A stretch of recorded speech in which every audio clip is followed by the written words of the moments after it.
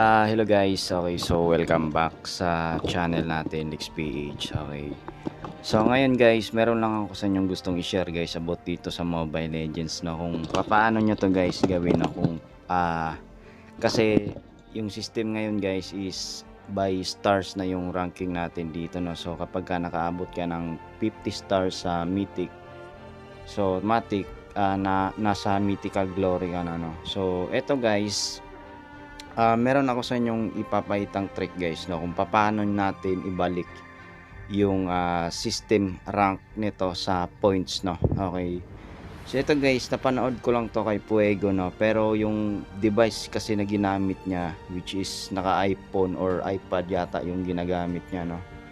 So para naman guys sa mga naka Android, gawin lang natin guys, so wag nyo lang guys i-close yung mga Mobile Legends nyo na tab. So hayaan nyo lang siya na nakabukas. Okay, so exit tayo guys sa home screen natin. Hayaan nyo lang to guys na nakabukas, ha. Okay, so punta kayo ng settings, tapos dito kayo sa additional settings, tapos punta kayo guys ng date and time. Okay, so dito guys, para maset nyo manually yung date and time nyo, kailangan nyo munang i-off tong network provided time, no, para makita nyo po yung set time na to. Okay, so ngayon ang gagawin nyo dito guys, ibabalik nyo lang yung ibabalik lang natin to sa pinaka halimbawa sa 2021, yung pinaka year natin ngayon. So go back tayo guys, no, baga time travel tayo pabalik, no. So guys, mamaya guys papakita ko sa inyo guys, no. So for example sa year na ano na bang year. Okay, so makikita naman natin yan dito. So April 30, 2022. So scroll down ulit natin. So magta-time travel tayo. Balik pa natin siya. Siguro mga late 2021 natin siya ilagay, no. So tignan natin guys yung Mobile Legends natin. So iset natin siya sa February 2021. Okay, so ayan, for example February 19, 2021, no. So ayan, tapos balik tayo sa Mobile Legends natin. So ayan guys, tingnan nyo guys, tignan nyo yung ating current rank, no.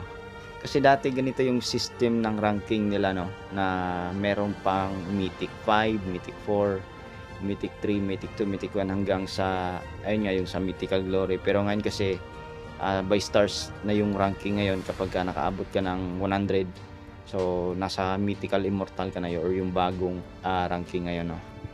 So check din natin guys, tignan nyo guys yung season journey ko dito guys. Tignan nyo guys yung ating season journey dito, ha.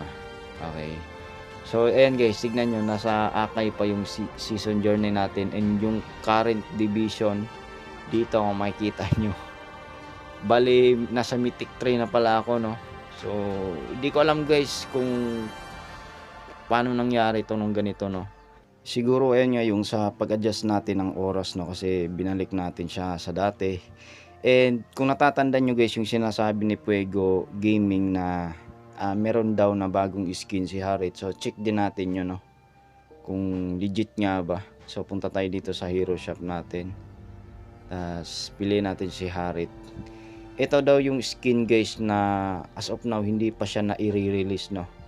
Okay, so ito yung skin ni Harit na Christmas Carnival, no. So ito yung tinutukoy guys ni Puego na sa current server, or ngayon, yung ngayong taon na to, yung ngayong araw na to, wala pa yung skin na to, no. Pero kapag bumalik ka sa year na 2021, ito guys, lalabas po siya dito sa pinakadulo. Ibalik natin guys, no. So ibalik muna natin yung network provider natin, or yung network tawag nito, date and time natin sa current natin na oras ngayon.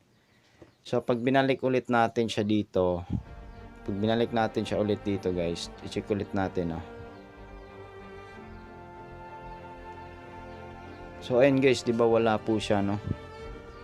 So wala siya guys, ayan, hanggang dito lang, dito lang talaga siya sa EVOS Legends, no.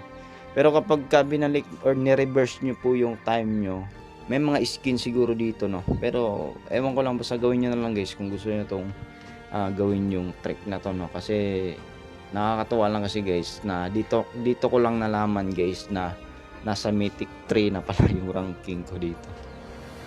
So ayan lang guys 'no, so sana nagustuhan niyo 'tong video na 'to. Please huwag niyo kalimutan bigyan ng like, share at mag-subscribe na rin po kayo sa mga bago yan.